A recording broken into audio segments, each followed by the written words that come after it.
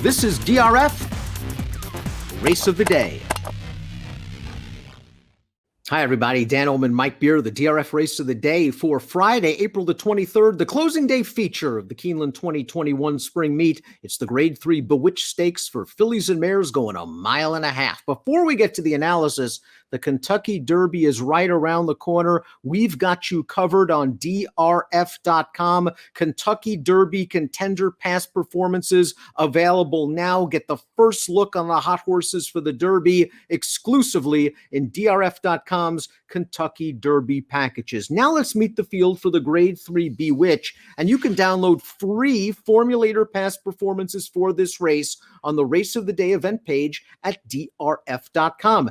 Access them, handicap along with us. Mike, the number 8, War Like Goddess, kicks like a mule. She really does, Dan. We'll see what happens here. She's coming back, I guess, on relatively short order off of a graded stakes win at Gulfstream last time. She's sort of a lukewarm favorite on the morning line. I thought she'd be shorter than that. Well, it's a lot about pace in these races, especially with one-run closers. We take a look at the Timeform US Pace Projector. Dalika is a very honest horse, based at the fairgrounds this winter for Al Stahl. She's going to be stretching all the way out for the first time, and it'll be interesting to see if she can make an easy lead. 3 Flamingos, another horse stretching out, Dominga. These are horses that should be close to the pace. All 3 of them have distance questions. You don't have distance questions regarding the favorite, who's listed as a deep closer.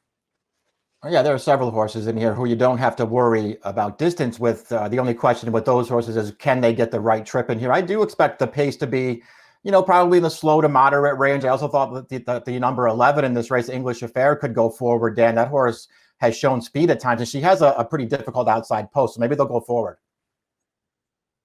Let's talk about the horse down on the inside, a horse that's going to be coming from the back of the pack, the number 1, Cambeliza, who has run well at Keeneland in the past, but was dismissed at 40-1 last time out in the La Prevoyante, and was rather well beaten by Deltic's Kingdom, who's also in this field. She has to improve.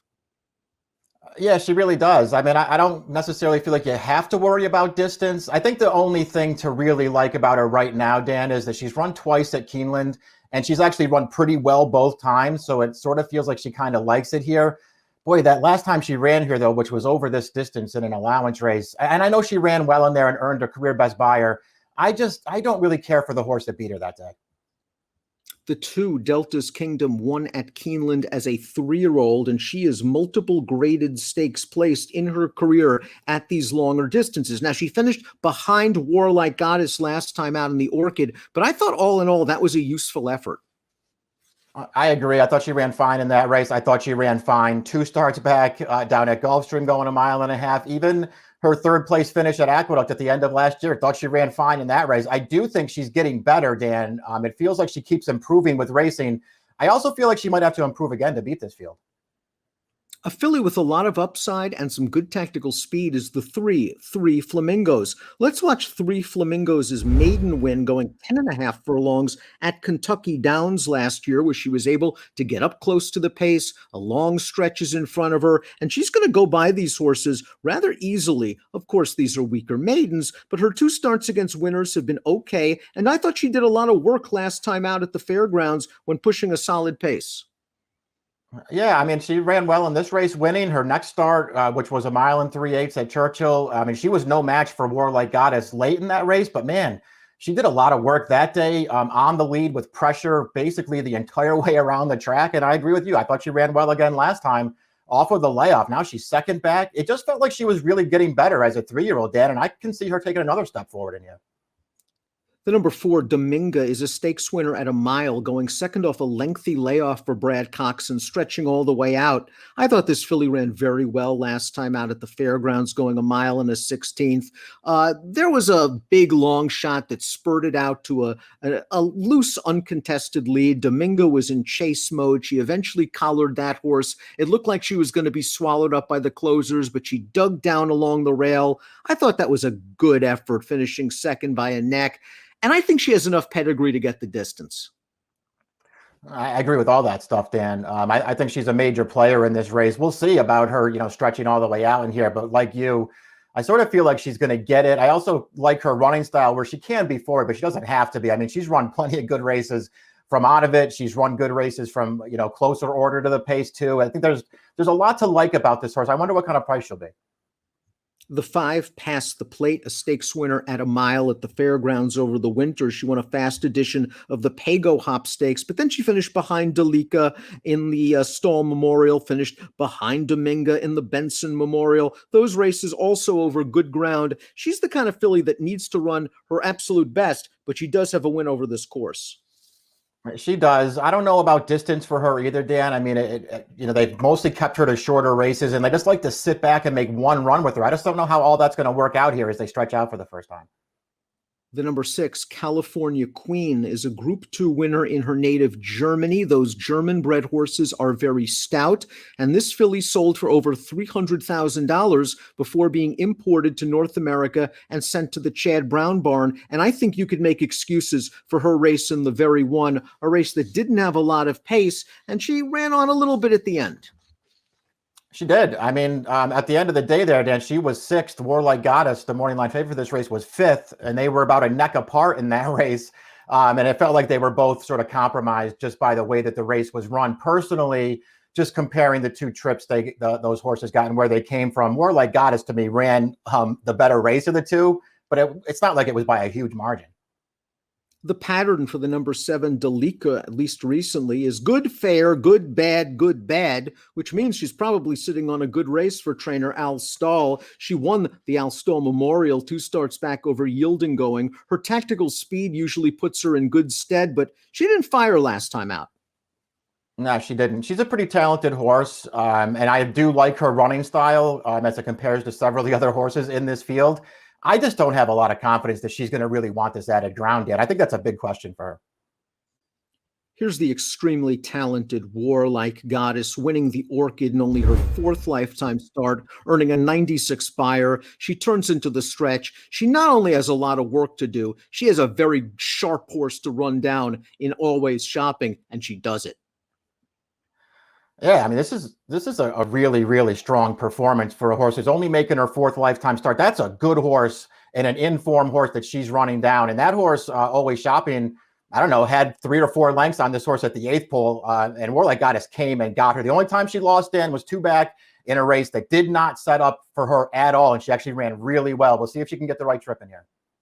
And I don't think she's the kind of closer that needs a blazing pace. She just needs a fair pace in order to come kicking in the stretch. Gun Society is the number 9. This is a horse exiting the shorter distance via Borghese at 1 mile and 3/16, beaten by the aforementioned Always Shopping. That was a fairly live race. I don't know. I thought she had the trip and couldn't kick on.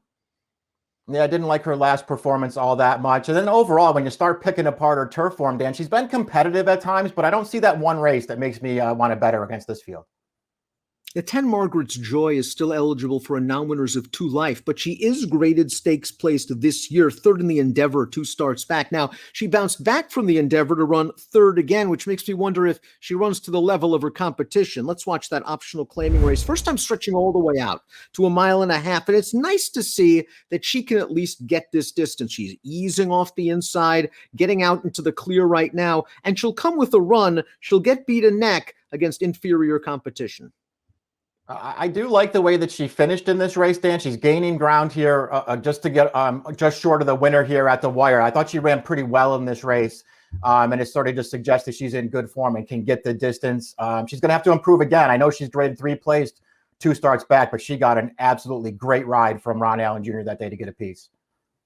English Affair had sort of a quirky trip last time out in the La Prevoyante, going 1.5 miles. There was a good pace going on, and she kind of mid-moved right into the teeth of that pace, and she paid the price. I think it's fair to draw a line through that effort, and it was only last summer where she popped a 99 Beyer speed figure, albeit at only 1 mile. Yeah, it was only 1 mile, and it was also a very boggy and soft turf course, Dan. It feels like she really relished the conditions that day. I won't expect her to run another 99, but man, she's got several other races that would put her right in the mix with these horses if she can get the right trip and just be a little more settled. She wasn't settled at all last time. And another horse that might relish a little bit of given the ground is the 12 Court Return, who was second in the Grade 1 EP Taylor over good ground, going 1.25 miles. She has done good work at Woodbine. Her last race, however, the Hillsborough, not a top performance. Maybe stretching out will help her out a little bit. She was in against a good field, the likes of La Signare, etc. last time. Yeah, she needs to bounce back in this race. Her 3 starts since the EP Taylor just haven't really been that good. And the EP Taylor, as well as she ran, she was a huge price that day, and she had a pretty big pace to run at. Let's take a look at our top picks for the closing day feature at Keeneland on Friday. Warlike Goddess, I'm expecting to kick hard in the stretch. I'm hoping Dominga might get a little bit of a jump on her and hold on. I just like the work she did first off the layoff for Brad Cox. I think she can get the right trip. Yeah, I'm a fan of Dominguez. I think she's going to run well in here too, Dan. I'm not going to try to beat Warlike Goddess. I just like her form too much. And like you, I don't think she has to be compromised by the pace. I'm going to try to get the three Flamingos in there underneath. 3 Flamingos, a lot of upside potential as well as tactical speed. 8-3-4-6 for Mike, 4-8-6-5 for me. It's your Friday race of the day, the Grade 3 Bewitch Stakes. Good luck.